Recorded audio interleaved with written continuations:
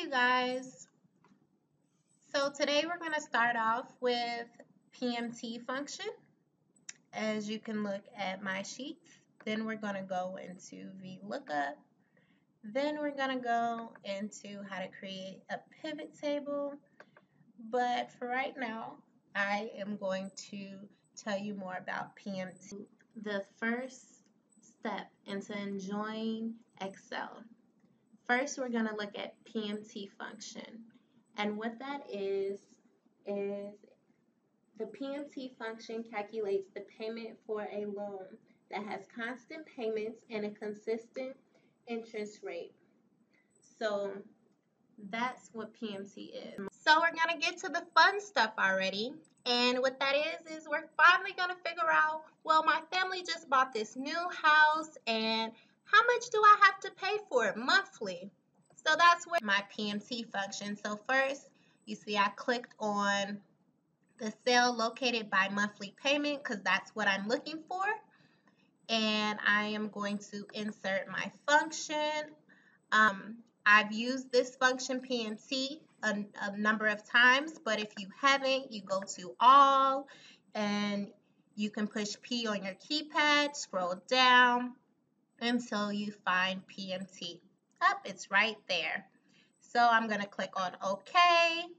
And our rate, for anything that you do, Excel helps you do it better. So when you set up your Excel spreadsheet, right, you should be able to just click on what you need. Click on our cell B3.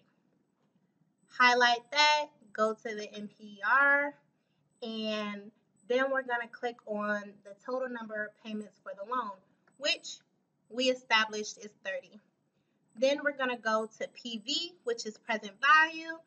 And instead of doing the loan amount, we're going to do our principal because we already worked our magic and established that we started off with $350,000 for the initial loan, but then we had 50 grand, and so we minus $350,000 minus 50,000, and we came up with 300,000. So that's our principal, which goes into present value.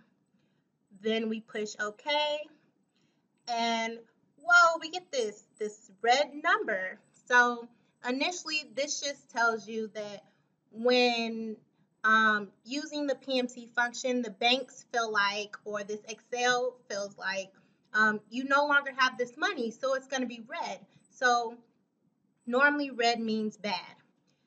If you want to get rid of that, you can just insert a minus sign in front of your PMT in between equal and PMT like this, and it changes it, and you owe $10,726.11 for every monthly payment. And so that's how you work it out. I hope you enjoyed learning PMT. Stay with us for VLOOKUP. So you guys, when using this function, if you've done it right, correctly, you can change anything. You can change this rate. Let's say if it's only 5% interest rate, or let's say it's 7%. This is how you double check your work. I change one number in my formula, and it changes down there. You see? My principal, my loan amount, if I change that to $450,000, it would change my initial loan amount, $450,000. We have to change it up here, $450,000, and our monthly payment would increase to $14,000. So with anything you do, you just double check it, see if you did it right. But I hope you enjoy buying your family's new house with me on this Excel spreadsheet. Next, we will be looking into VLOOKUP and pivot tables. So we're getting into VLOOKUP, which is one of my favorite because it lets you search for specific information in your spreadsheet. It's similar to the yellow pages. So if you know a person's name, right, in the yellow pages, and they are listed in the yellow pages, you can locate more information about them, like where they stay, what's their number, sometimes even where they work. So let's get to it. So before you start VLOOKUP, I would like for you guys to name the information that you will be using. So right here we have the product, the item number, the price. None of this stuff down here matters. So I am going to hold down on my keypad and highlight all of this information. And I'm going to go into the left-hand side right here. And it pops up name box, and I'm going to name it items. You need to name it something that you can easily remember to refer back to when you use the VLOOKUP function key. Okay, so that was fun. We just named our information that we're going to be using for VLOOKUP. When we think of this function as the yellow pages, you initially want to look up somebody's name based on whatever information you have. So I would like to, I know the price of something based on our table that we created a while ago, based on this table. And I am going to go to my function key, press VLOOKUP, and in the lookout file, we're going to go to the product. I would like to know the name of this product. For the table array, I named it items. Very important to remember what you named your table in the beginning. And the column index number is, basically where are you pulling this information from. So we're in price, and if you look, 1, 2, 3. So that will be 3. And is it logical? We always put false. It's just a default unless you're trying to be exact. Again, always put false unless you're trying to be exact. Now it popped up in A. So the reason it popped up in A is because, we don't know what we're looking for. So let's insert a name. Well, I like webcams. So I'm going to put webcam up in here, and I'm going to push enter. And look at there. The webcam costs $69. Now let's try to change it. Let's double check our work. I would like to see how much an iPhone costs. So I put iPhone. And it changes the number. One more time. How about an external hard drive?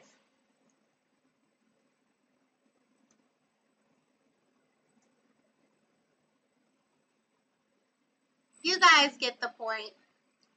So that's the best thing about VLOOKUP. If you insert the function right, you should be able to type in any of these and find out your price based on the information in your chart, your table array that you named earlier. Wow, this is a lot of information. Look at all of this. It just keeps going and going, and you wonder, well, what function can I use to organize all this data? Well, you can use the pivot table. So when you want to do a pivot table, you would initially have so much information like this. So we would click on the first cell of our sheet, click Control A on our keypad, and it lets you highlight everything, all the numbers included. And so then you go over to Insert, And a pivot table allows you to analyze data quickly. I'm going to click on that. It's going to say, well, where do you want me to do it? So this is all the information that we highlighted. So that's correct. And do I want to put it in an existing worksheet? No, I just want to put it in a new worksheet. All my information is now in this new sheet called Sheet 4, but I'm going to name it Pivot Table for recording purposes. So with the pivot table, I would like for you guys to imagine that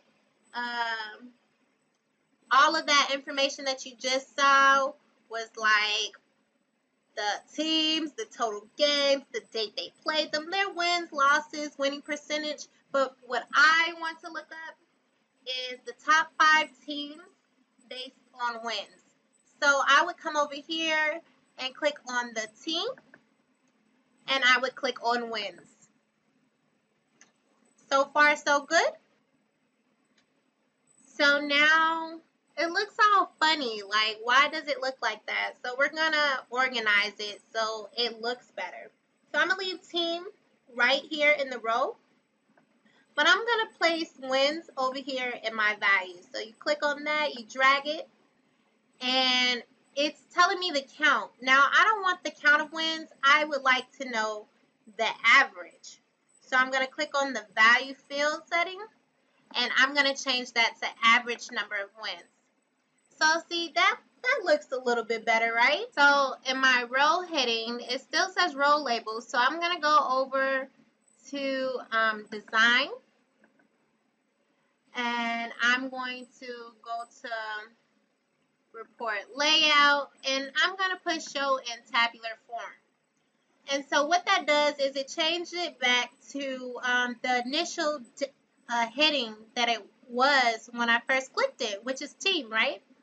So then I'm going to take it a step further, and I am going to filter this for the top 5. But you see there's no top 5, but there's a top 10.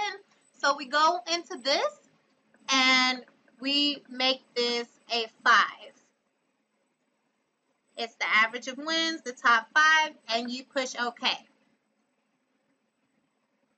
This is what we were looking for.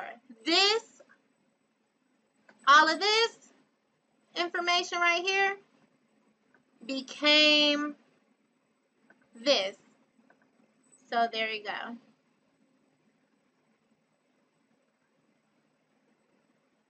Pivot chart. I want a pivot chart. There we go.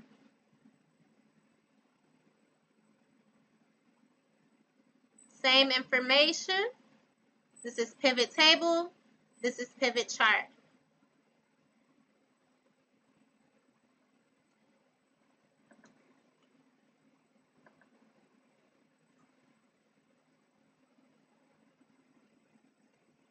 So I hope you guys enjoyed PMT, learning about PMT, how to use the yellow pages, also known as VLOOKUP, and